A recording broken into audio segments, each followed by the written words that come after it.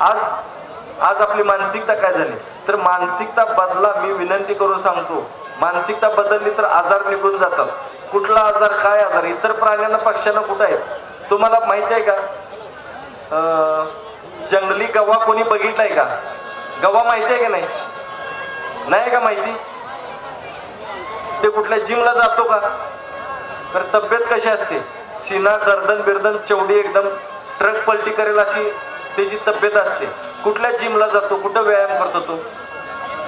काय माहित नाही आपल्याला. पण त्याचं खाणं काय माहिती आहे का?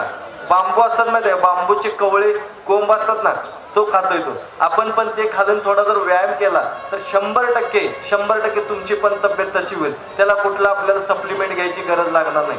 अजून तुम्हाला एक पाया पडून सांगतो, मी कळकळीची विनंती करून सांगतो की जे सध्या वाढतं प्रमाण बघितलं तर किडनी फेलचं प्रमाण फार वाढायला लागलेलं आहे. आणि किडनी फेल जाऊ नये म्हणून काळजी घ्या. त्याला घाबरू नका. आजाराला, कोणत्याच आजाराला तुम्ही कधी घाबरू नका. किडनी फेल, आज शुगरची औषधं घेणाऱ्या लोकांच्या किडन्या फेल जास्त जातात. म्हणजे माझ्याकडे जे येतात ना, शुगरची औषधं घेतात, त्यांच्या किडन्या जास्त करून फेल गेलेले लोक आहेत. तर हे जर तुम्हाला थांबवायचं असेल, हे जर तुम्हाला ओके करायचे असेल, स्वतःची किडनी जर चांगली ठेवायची असेल, बघा नंतर फेल गेल्यानंतर, माझ्याकडे आज तुमच्या गावातलं पण एक माणूस आले होते, माझ्याकडे 2 वेळा येऊन गेले.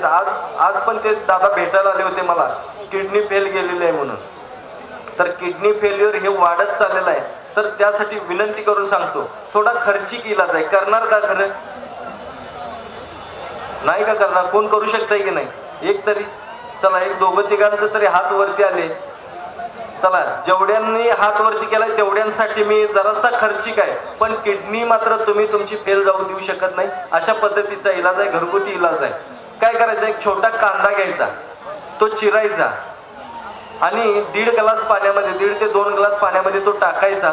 हे पाणी उकळून 1 ग्लास करायचं, वस्त्रगाळ करून घ्यायचं, गाळून घ्यायचं म्हणजे, आणि हे पाणी प्यायचं. सकाळी अनाशी पोटी प्यायचं.